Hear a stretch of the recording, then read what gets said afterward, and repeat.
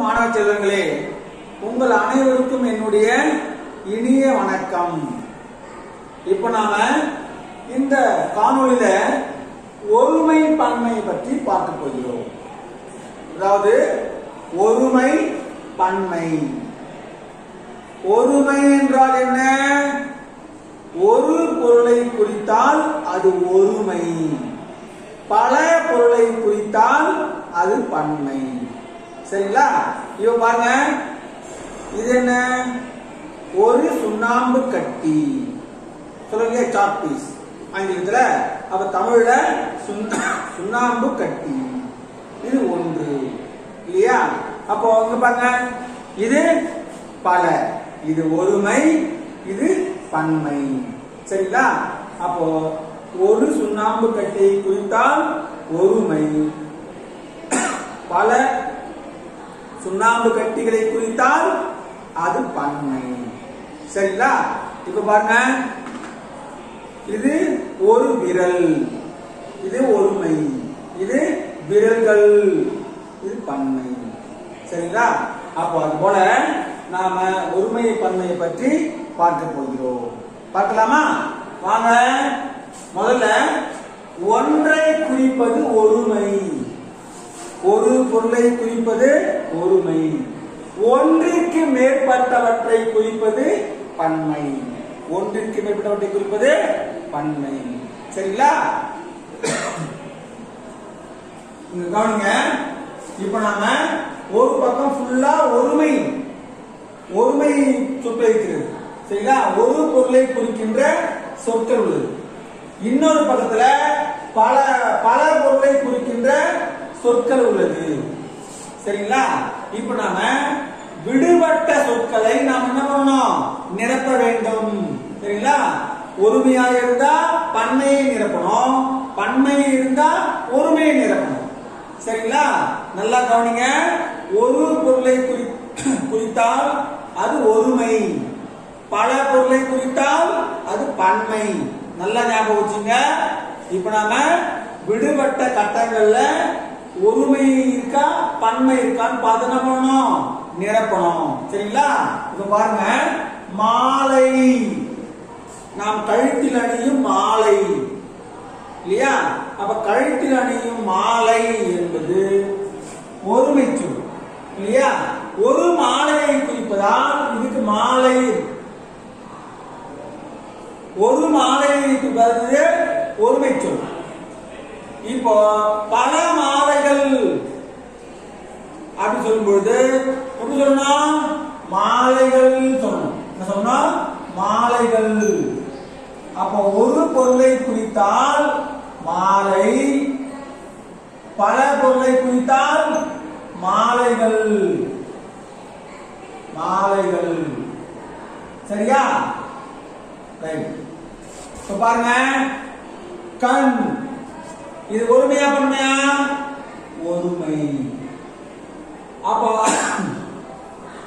பன்மையாக வரும் கண்கள், வரும் கண்கள், கல் விகுதி நம்ம சேர்க்கணும். சரிங்களா? கண்கள்.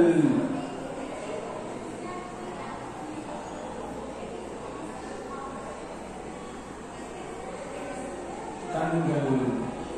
அப்புறம் பாருங்க, ஒருமையிலே காலியா இருக்கு இல்லையா? அப்போ படங்கள் என்ற பன்மை சொல் கொடுத்திருக்காங்க. எது இல்ல? ஒருமை சொல் இல்ல. அப்ப படங்கள் என்பது பல படங்களை குறிக்கும் பன்மை சொல். சரிங்களா? அப்போ ஒரு படத்தை குறிக்க எப்படி சொல்லணும்? படம். எப்படி சொல்லணும்? படம். சரியாக சொன்னீர்கள் மாணவர்களே. படம் என்பது ஒருமை சொல், படம் என்பது ஒருமை சொல். சரிங்களா? அடுத்து பாருங்க, சிலை என்பது ஒரு சிலை, ஒரு சாமி சிலை இல்லையா? அதே நிறைய சாமி சிலை இருந்தா எப்படி சொல்லணும்? சிலைகள். எப்படி சொல்லணும்? சிலைகள் சொல்லணும்.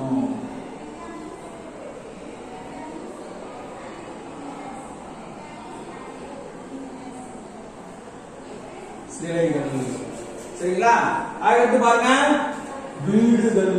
நம்ம தெருவுல நிறைய வீடு இருக்கு இல்லையா, அப்ப அது பண்ணை சொல்லு. சரிங்களா? அதே தனியாக ஒரு வீடு இருந்தா வீடு, ஒருமை சொல்லு. இப்படி சொன்னா வீடு.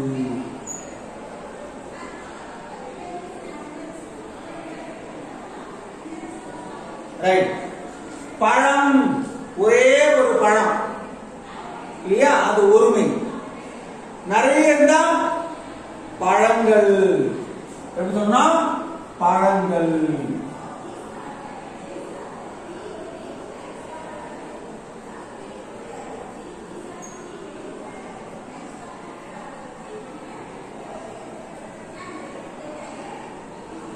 அடுத்து பாருங்க, கடல்கள். அதாவது இப்ப நம்முடைய இந்தியாவில தெற்கே இந்திய பெருங்கடல், கிழக்கே வங்காள விரிகுடா, அதுக்கப்புறம் மேற்கே அரபிக்கடல் சொல்றோம் இல்லையா. அப்போ கடல்கள், அப்போ அந்த கடல்கள் என்ற பன்மை சொல்லிருக்கு. ஒருமை சொல் எப்படி வரும்? கடல். எப்படி வரும்? கடல்.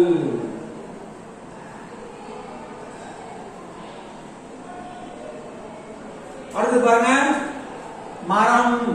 மரம் என்பது ஒரே ஒரு மரத்தை குறிக்கின்ற ஒருமை சொல். பண்ணை எப்படி வரும்? மரங்கள். எப்படி வரும்? மரங்கள்.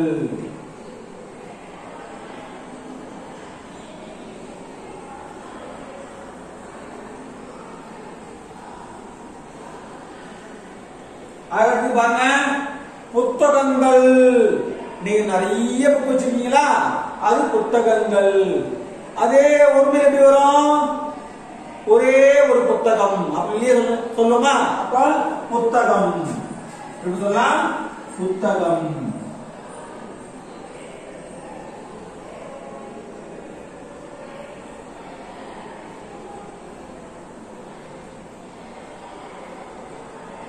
அப்புறம் பாருங்க, செடி.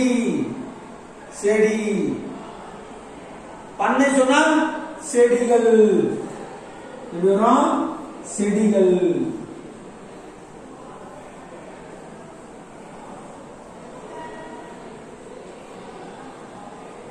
அடுத்து பாருங்க, முதல்ல பன்மை சொல்லா கொடுத்திருக்காங்க, அதுக்கப்புறம் ஒருமை சொல்லா கொடுத்திருக்காங்க. அப்ப எதெல்லாம் நமக்கு காலியா இருக்கும் நம்ம நிரப்பலாமா?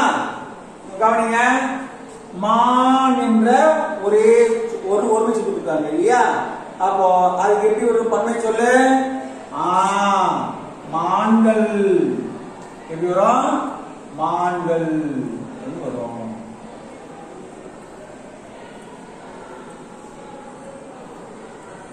அப்புறம் பாருங்க, கால்கள் இல்லையா, நமக்கு இரு கால்கள் இருக்கு இல்லையா, அது போல அதே உரிமையா இருந்தா கால். கால். அப்புறம் பாருங்க, பாடல் என்பது ஒருமை. நிறைய இருந்தா பாடல்கள். பாடல்கள்.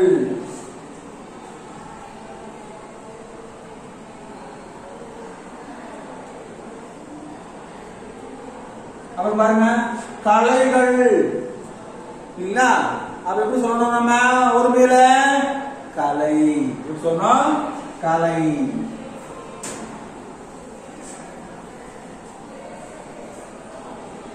கலை என்பது அழகு என்று பொருள், திறமை என்று பொருள். சரிங்களா? இப்போ அழகா எழுதுவது ஒரு கலை, அழகாக பாடுவது ஒரு கலை, அழகாக பேசுவது ஒரு கலை இல்லையா. 1000 கலைகள் 64 அப்படி சொல்லுவாங்க இல்லையா.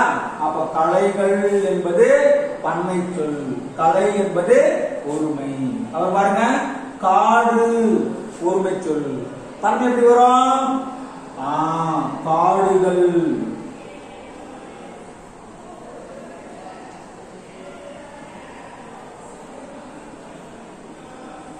அப்புறம் பாருங்க, பறவைகள் எப்படி வரும்? ஒருமை சொல்லு. ஒரே ஒரு பறவை எப்படி வரும்? பறவை. அடுத்து பாருங்க, பூ என்பது ஒரே பொருளை குறிக்கின்ற ஒருமை சொல். இதே நிறைய பூக்களை சொன்ன எப்படி சொல்லணும்? பூக்கள். எப்படி சொன்னா? பூக்கள்.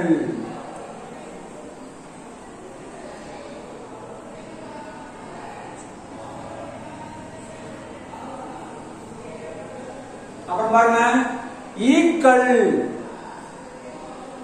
எப்படி சொல்லணும்? இது நிறைய பொருளை குறிப்பது ஈக்கள். ஒரே பொருளை குறித்தால் ஈ. எப்படி சொல்லணும்? அடுத்தது பாடம், ஒருமை இல்லையா? நிறைய இருந்தா பாடங்கள்.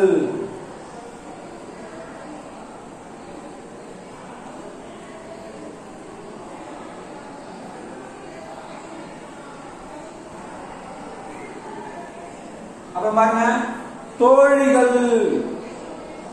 நிறைய பேர் இருக்காங்க இல்லையா? அதுக்கப்புறம் அதே ஒரு எப்படி வரும்? தோழி.